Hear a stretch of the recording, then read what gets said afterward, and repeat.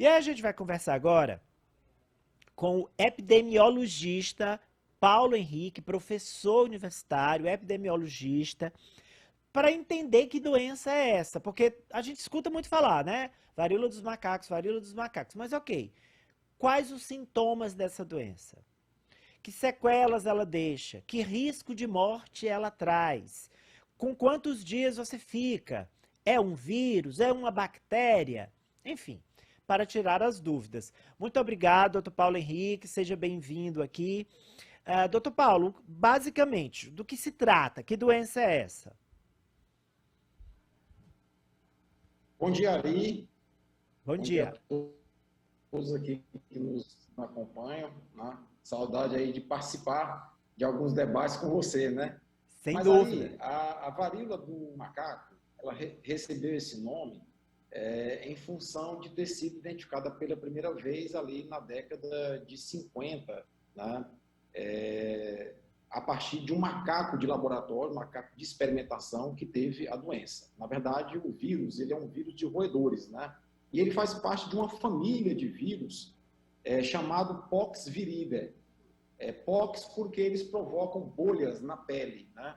A varíola tem como principal característica essas bolhas na pele. Mas, só para você ter uma ideia, tem o vírus da varíola humana, que foi erradicado ali no finalzinho da década de 70, mas existe o vírus da varíola em ratos, varíola de cavalos, varíola de coelho, varíola de macaco, ou seja, é uma família muito grande de vírus que circulam na natureza, né? A varíola dos macacos, a atual monkeypox, né, ela já vinha sendo um objeto de alerta há mais ou menos 20 anos atrás, porque é uma doença que circula na África, República Democrática do Congo, o antigo Gabão, o Congo, né? São países que sofrem, Gana, sofrem com essa doença. E eu costumo sempre dizer que a nossa sociedade era um pouco hipócrita, né? Porque enquanto a doença estava lá na África, matando pretos, pobres, de países pobres, era negligenciada. Foi só ela chegar agora na Europa e Estados Unidos que o mundo inteiro está apavorado com a doença. Aqui no Brasil já são mais de 1.400 casos confirmados, né? A primeira morte por essa doença ocorreu aqui no Brasil, agora nesse surto recente. Então, é uma doença que preocupa sim, tá bom? Bem, então nós temos aí uma doença que não é nova, mas agora assusta porque o Ocidente está tendo muitos milhares de casos dela e com mortes. Enquanto estava lá na África, um país, um continente que em geral é negligenciado, mesmo em questões de saúde, em questões econômicas, tudo bem, tem uma doença lá, é deles, é endêmica. Mas quando vem para a África, quando vem para a Europa, quando vem para as Américas, aí a história é outra. Agora, ela é mais fácil de ser transmitida até que a Covid, né? Quais os meios de transmissão, doutor Paulo? Muito bom, Ari. Vamos esclarecer uma coisa. O coronavírus que causa a Covid-19, ele é de mais fácil transmissão que o atual vírus monkeypox, tá bom? Isso por quê? Porque o coronavírus ele pode ser transmitido por aerossóis. Eu estou aqui falando e eu estou expelindo gotículas muito pequenininhas chamadas aerossóis que, se eu estiver com Covid, elas vão para o ar, contaminam superfícies e, se inaladas, contaminam outras pessoas. Então, o Covid se espalha muito mais rapidamente. Entretanto, a varíola ela se transmite por gotas maiores de saliva, continua sendo importante utilizar máscara, mas ela se transmite principalmente por contato. Contato pele a pele, contato com roupa, com objetos contaminados. É o contato que faz a transmissão. Eu falei agora há pouco que o nome POX vem do fato de que ela causa bolhas com pus, feridas com pus.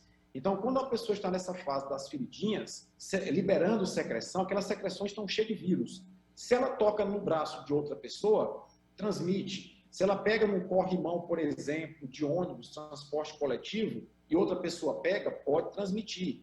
Então, aí tem algumas recomendações, tá? Esse contato pode ser contato pele a pele, pode ser contato com superfícies contaminadas, mesa, corrimão, maçaneta de porta, pode ser contato com utensílios domésticos, como xícara, copo, talher, tá certo? Então, por isso que é muito importante a higiene. A varíola é uma doença que requer uma higiene muito maior. Você vai usar transporte coletivo, que é muito abarrotado de gente, procura utilizar a camisa de manga longa, por exemplo. Né? Não vai de bermuda ou saia, porque você pode sentar num banco que uma outra pessoa com uma feridinha ali escondida na perna deixou uma secreção no banco, você pode pegar. Adota a postura que sempre que sair de casa, que for para um local que tem aglomeração, como um transporte público, por exemplo, ou então para uma escola, por exemplo, chega em casa, toma um banho com água e sabão. O água e sabão sempre foi um grande amigo da higiene e da saúde, tá? Então, são alguns cuidados que as pessoas devem ter para que a gente não sofra um surto maior. Eu costumo dizer, Ari, que nós aqui no Brasil perdemos 3 janelas de oportunidade para a Covid e parece que nós não aprendemos a lição para a varíola dos macacos, né? A primeira janela de oportunidade qual foi? Quando a doença explodiu lá na Europa, 2, 3 semanas, um mês antes, a gente aqui no Brasil poderia ter adotado em portos, aeroportos, postos de fronteira, um esquema de vigilância para manter as pessoas que chegassem de países como Espanha, Reino Unido, que estava tendo uma quantidade grande de casos, numa certa quarentena e numa certa vigilância para retardar a chegada no Brasil. Não, deixamos as pessoas entrar. Perdemos a primeira janela de oportunidade. A segunda janela de oportunidade era por volta de maio. Nós temos iniciado tratativas para aquisição de vacinas dos 2 únicos laboratórios que produzem essa vacina no mundo. Hoje a demanda está muito grande, nós entramos no fim da fila e vai demorar a vacina chegar. Os Estados Unidos, por exemplo, em maio, encomendaram 13 milhões de doses. Nós aqui no Brasil estamos falando em receber 50 mil doses em setembro. E a terceira e última janela de oportunidade, que nós perdemos também, eram campanhas institucionais feitas pelo Ministério da Saúde, articulado com secretarias estaduais, de conscientização da população. O que nós estamos fazendo aqui, orientando as pessoas quais os sinais, quais os sintomas, como se pega, como se previne. Isso deveria ter sido startado lá atrás para as pessoas não terem muitas dúvidas em relação a esse tema. E diga-se de passagem, se isso fosse feito pela instituição Ministério da Saúde, teria uma grande credibilidade e estaria ajudando muito vocês da imprensa que estão fazendo esse papel. Tá, a gente tem 3 perguntas, né, para o epidemiologista Paulo Henrique, que está falando sobre a varíola dos macacos, monkeypox. A primeira, o Fernandes comenta o seguinte: foi a mesma coisa com o Zika vírus. Enquanto estava em Uganda, na África, não chamava a atenção do mundo. Quando ele se espalhou, todo mundo começou a falar dele. É um comentário aqui do Fernandes. Aí tem uma pergunta que é o seguinte: doutor Paulo Henrique, a dinâmica da infecção pelo monkeypox lembra o vírus da catapora? E aí eu faço uma referência, eu já tive catapora quando criança, e a principal característica é exatamente a erupção de bolhas na pele, né, Paulo Henrique? Na verdade, são vírus diferentes que causam manifestações parecidas por conta das bolhas e das casquinhas de feridas, tá? A varíola é um vírus da família Poxvirida, tá certo? E o vírus da catapora é um vírus de varicela, é um vírus de herpes, é um primo do vírus do herpes, por exemplo.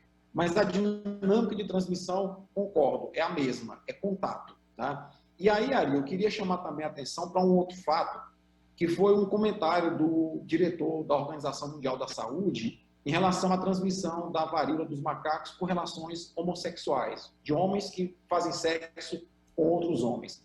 A gente não pode estigmatizar a doença porque o vírus é um ser altamente democrático.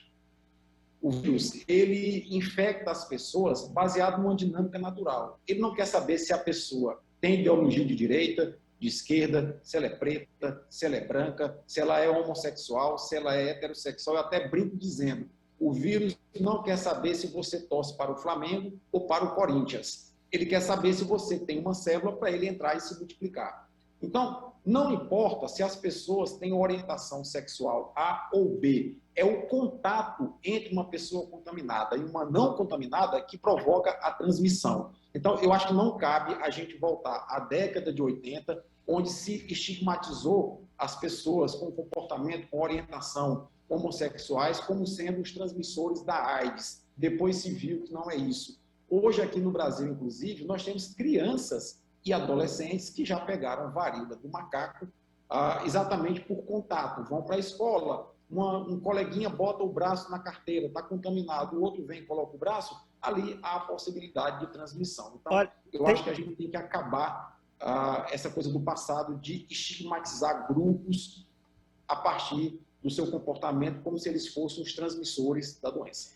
E a Maria Luísa, ela pergunta o seguinte, eu queria saber do Dr. Paulo, quantos dias a pessoa ela fica com o vírus transmitindo para outras pessoas antes de aparecerem as bolhas na pele. Isso é importante de fato, porque assim, se você apresenta erupções cutâneas, se você fica com a pele toda cheia de bolhas, provavelmente nem de casa você vai sair, porque você vai ficar ali com um aspecto complicado, as bolhas você põe o braço aqui num balcão de loja, a bolha vai romper, então você não vai sair. Mas até que essas erupções cutâneas apareçam, qual o tempo, doutor Paulo? Muito bem, boa pergunta da Maria Luísa, Ari. Na verdade, é assim, o que é que a gente compreende? Quando a pessoa se contamina, ela tem um período de incubação. O período de incubação é o período que vai da contaminação até ela manifestar os primeiros sintomas. Quais são os sinais e sintomas da varíola? A pessoa tem fraqueza, moleza, uma grande fadiga, relata-se dores nas costas e infartamento dos gânglios, as chamadas ínguas, no pescoço, na axila e até mesmo na virilha. Esses são sinais que, inclusive, se confundem com outras doenças. Mas nessa fase, a pessoa já consegue transmitir o vírus através da saliva, das secreções do corpo, saliva, sêmen, tá bom? Quando ela começa a apresentar as bolinhas na pele, principalmente na região do rosto, essa transmissão se acelera, porque essas bolinhas vão começar a crescer, muitas vezes lembram espinha, lembram um pelo encravado, e as secreções dessas bolinhas são ricas em vírus. E são essas bolinhas, quando estouram, que liberando a secreção em contato com as superfícies ou em contato com a pele de uma outra pessoa, fazem a transmissão. Então, é muito importante que as pessoas fiquem atentos aos sinais e sintomas iniciais, principalmente fadiga repentina, dor de garganta às vezes febre, mas se começar a aparecer umas manchinhas vermelhas na pele, que nem precisa ser bolha, lembra uma espinha, um pelo encravado, esse é o momento de procurar ajuda médica. Existe teste para saber se você está com varíola ou não, e aí o procedimento se isola em casa. Já disse, ela não é tão transmissível quanto a Covid, mas se isola em casa, isola um copo, um prato, um talher, tá certo? Para ser de uso específico seu, e vai ter que cumprir uma quarentena de 21 dias até poder ter contato com outras pessoas. Tá aí então, deve ficar por pelo menos 3 semanas, pelo menos 21 dias isolado, até as bolhas sumirem e a crosta que se forma, aquela casca, né, da ferida, também sair, também ficar com a pele completamente lisinha. Doutor Perfeito. Paulo Henrique, epidemiologista, muito obrigado pelas suas informações. Quem teve uma vez fica imune ou pode ter várias vezes? Ótima pergunta sua. Quem teve varíola uma vez, quer seja a varíola humana causada pelo smallpox ou pela atual varíola do macaco causada pelo monkeypox, fica imune. E, inclusive, Ari, quem tomou vacina, né, eu não sei qual é a sua idade, mas eu tenho 53 anos de idade, e eu me lembro que na década de 70 eu tomei vacina na escola contra a varíola, com aquela pistola, fica até a marca no braço.